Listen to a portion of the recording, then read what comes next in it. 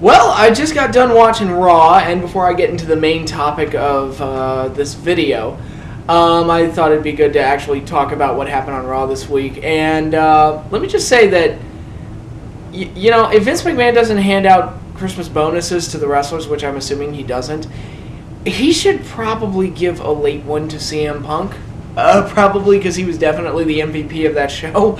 Because let me tell you, the first 2 hours of Raw were just downright abysmal. I mean, just really, really bad. And it's a lot of the same problems that I talk about over and over and over again. You know, Cena comes out and cuts like one of the worst fucking opening promos I've ever heard in my life. I mean, and I'll get into Cena in a little bit. Of course, he has a match with Ziggler where he kicks out of everything and then beats him with one move. I'm like, yeah. Of course that happened, and of course Cena had to go over on Ziggler. I mean, you can't wait until the pay-per-view or anything like that, or build up the match for a couple of weeks. No, you just got to rush it on TV, and Cena gets his revenge, because that's the way things have to go. But more on that in a little bit. And everything else in between, between the Ziggler and Cena match and the TLC match, was just felt like filler. It was just dead material that didn't build anything, didn't go anywhere, didn't really capture my attention or do anything that noteworthy, except for maybe Cesaro giving the what's that finisher called, the neutralizer to Kali. I mean, that looked impressive, but he did it last week on Main Event from what I heard. It's almost like they took the attitude of, oh shit, nobody saw that match, let's do it on Raw. And you know, the presentation was so lousy in general, just in that first 2 hours, I was just kind of like, yeah, fuck off. It's like, this show's terrible. It's fucking horrible. So fucking bad. And then the TLC match started, and I enjoyed it. I thought the TLC match was good. I still think there was no reason to do it, because I kind of felt like, you know, we all knew that Punk was going to win. And we all knew the Shield was going to help him win, and it was just going to be the same ending we've already gotten before. And Punk's already gotten by Ryback twice before this, so it's kind of like, you know, what's the point? You know, if you want to make Ryback into a big star, you probably should have him keep winning, and this is the fourth big match in a row that he's lost. So you're kind of killing the Goldberg thing that you're going for here. And you know, and I felt like the time that they spent building up to this TLC match should have been spent, to me, I would have probably spent the TV time for the last month building up Rock and Punk's first confrontation on Raw. I was really surprised how they really didn't address that until this very episode. I thought that would be something that they would build up. And they never really mentioned it. If they did, I missed it. They didn't really make much of a thing out of it. They just kept building this TLC match that I didn't really feel was all that necessary. Didn't really add anything new. But I did enjoy the match. I thought the match was really good. I just felt like, you know, unless they did something where, like, the Shield was banned from ringside, or if they did something where, or if they'd done what I originally suggested and not have Punk and Ryback wrestle each other the previous times and just have this be their first match, then it would have worked. But you know, we all knew it was going to be Punk versus Rock anyway. But like I said, the match was very good. Punk sold like a motherfucker in that match. It was some of the falls he took. I was like, ugh. That was the one where Ryback slammed him into like the crossbar of the ladder looked really nasty. And of course, Punk sold it like the champ that he is. He's a great seller. That's a very good ability to have if you're going to be a pro wrestler. You got to know how to sell. But what really stood out to me, and I think stood out to everybody, was the ending. The confrontation between between The Rock and CM Punk. The Punk. Yeah, that's a. If you can't tell, I'm a little tired, a little sleepy, a little out of it tonight, but I'll get through this. We'll be okay. I thought it was great. I thought Punk came across really well, and I think he really matched Rock on the stick and said a lot of great things. I mean, his line, "Your arms aren't long enough to box with God," is one of the best lines I've ever heard in a promo. And Punk delivered it quite well, and Rock was his typical energetic self. Some of his lines were a little cheesy, like Cookie Puss, but overall, he was really exciting and really intense when he needed to be, and really came across well. So it was great all around, and I really liked the interaction. And by the end of it, I was like, well, fuck, I need to order the Royal Rumble now because I want to see what happens in that match. They've got me excited to want to see those two lock horns and have a match together. So to that end, they really succeeded, and it was one of the best endings to Monday Night Raw I've seen in a while, especially since last week's show ended with shit. Literally, this one ended on a really, really, really, really high note, and like I said, CM Punk deserves a major gold star for tonight's show, because he really saved it in his effort in the TLC match, and his back and forth with The Rock. I mean, that was just great stuff, and even the promo he cut before The Rock came out, I thought came across really well, and very intelligent. He didn't cut the typical heel promo. He actually tried to think outside the box a little bit and be a little bit more deep, I guess, and I thought it came across really well. But yeah, I was really excited for it. For as much as I hated the first 2 hours, that last 30 minutes or so, or whatever it was, that was just solely Punk and Rock. It was just pure gold, and I loved it. And, like I said, we've got 3 weeks until the match, so I'm excited for it, so let's see. They definitely have my attention with that.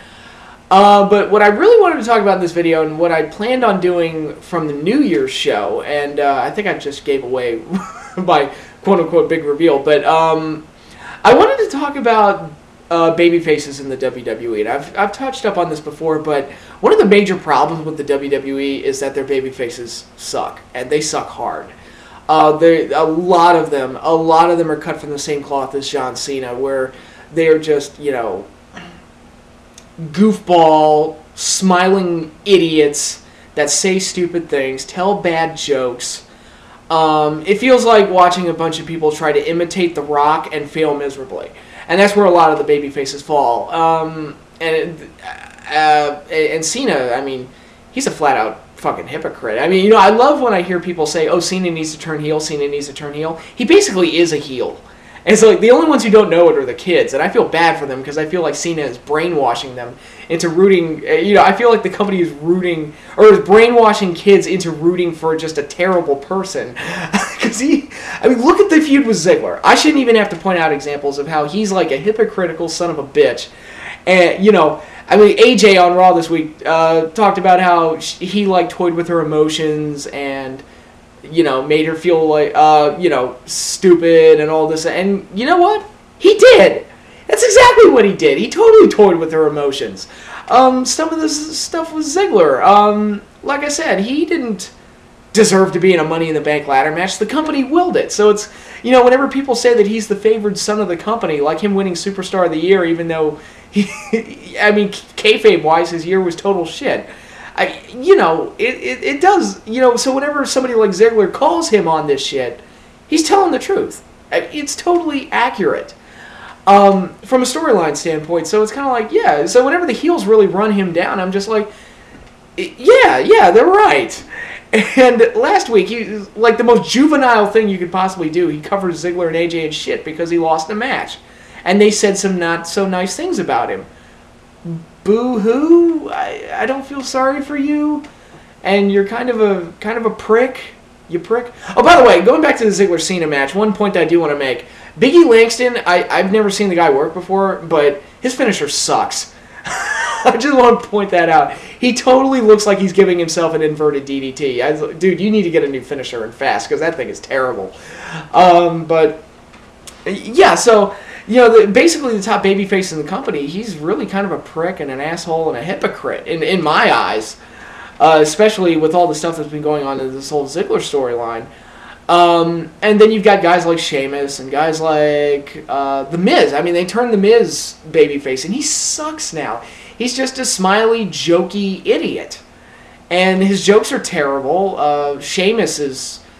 Every time Sheamus opens his mouth, I want to just... jump off a cliff, because he's just horrible babyface, and I don't know why so many of their babyfaces get reduced to this, but that's what happens. R-Truth, he's a doof with an imaginary friend, and I still don't fully understand that gimmick, but it's not funny most of the time. You've got Kane and Daniel Bryan, who just sit there and poorly, on this week's show especially, they poorly reenacted a Bugs Bunny Daffy Duck skit and just shout things at each other. And it's like, what the fuck? I don't understand this. I don't get it. Some of their skits are funny, but not that one.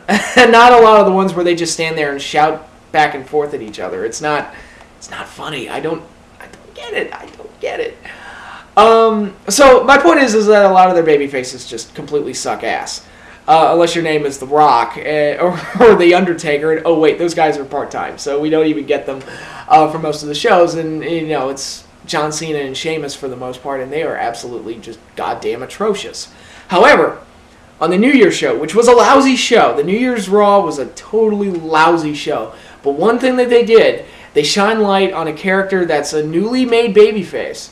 And it made me go, wow, that was actually good. Alberto Del Rio, because of what happened on the New Year's Eve Raw, is the best babyface in the WWE right now. In that backstage segment he had with Ricardo was so good, it blew me away. It was just a short little thing that was so well presented. I almost was shocked that I was watching the WWE because they normally don't do things like this. And basically what it was, and let me start off by saying that, when they turned Alberto face, and I didn't even like Alberto as a heel to begin with. I thought he was very cartoony and silly and stereotypy. And I was just kind of like, yeah, all right, you're taking that stupid character and you're making it a baby face. Who cares? It's not going to work. And then they just turned Miz face. And I'm like, yeah, it's going to turn out like that. He's going to be an idiot, smiling doofus that tells bad jokes. I mean, that's what they do with their baby faces. It's WWE, Punk basically ran down that style of babyface in his promo tonight. But in this backstage segment he had with Ricardo, and if you didn't see the show, if you haven't heard about it, Ricardo was selected to have a match with the Big Show because that was the format of the show. The champions got to pick their opponents. And Alberto showed genuine concern for his friend and his partner and his comrade. And he said a lot of things that, reference the facts, look, you've always been there for me. I've been kind of a dick to you. I don't remember what the exact wording was, but it's I've been a dick to you, and I haven't always been there for you, but I'm going to be there for you tonight. You're my friend. And it basically said, you're my best friend, and I'm going to be there to help you. And it came across as so genuine and so human, which is something I have not seen out of Alberto Del Rio since he's been there as a heel. Because as a heel, I felt like he was very cartoony. But as this quick 2-minute or whatever it was, quick backstage segment here with Ricardo, I was like, wow, I totally bought into that. That was awesome. And then in the match, when Ricardo's getting beat up and Alberto ran in to save him, it was awesome because I totally bought into that he had genuine concern for his friend. And, it was very simple. They just made their babyface look like a human being and not just some silly little cartoon character. And because of that, it came across so naturally, and I totally bought into what they were doing. For that, I mean, if you'd asked me a month ago if I wanted to see an Alberto and Big Show match, I would have said, no. And I probably still don't. But, for a brief minute, they really made me want to see Alberto get his hands on Big Show, because it was like, yeah, you need to help your friend. Go help your friend. I bought into the human emotion and the real story that they were trying to tell there. And I bought into the friendship between Alberto Del Rio and Ricardo Rodriguez. And I thought it came off really well. So based on that and just, one short match and one short backstage segment, he's like, you know what, fuck it. Alberto's the best babyface in the company, right? The best full-time babyface, because obviously, he's not going to match up to somebody like The Rock or anything like that. But of all the full-time characters, I'm like, fuck it, he's the best babyface in the company. That's just kind of what I have to say. Just basically 10 minutes of TV time, I'm convinced he's the best babyface in the company, which is really bizarre and really weird to say. But, I was really impressed. And if WWE did more stuff like that with their characters, they'd probably be in better shape creatively. And that has been a problem with them for years, where their heels are so much cooler than their baby faces and so much more believable in a lot of cases than their baby faces, that a lot of times the fans will end up cheering for the heels because I feel like A, they're cooler, and B, they're more believable in their roles and their motivations and what they want and desire. And even their bonds of friendship, like Team Rhodes Scholars, Cody and Damian Sandow, their friendship is totally believable. And I totally buy them as being best friends. And it's, it's really weird. So the heels just tend to come off more naturally than a lot of the baby faces do because they feel like they need to be these cartoon, cookie cutter, style of characters. And it is a problem, but You know, okay, I've already said my piece on that. I'm going to have another video at the end of the week that's going to help commemorate Raw's 20th anniversary, so be on the lookout for that. Until then, enjoy the build-up to the Royal Rumble, and I will see you all later.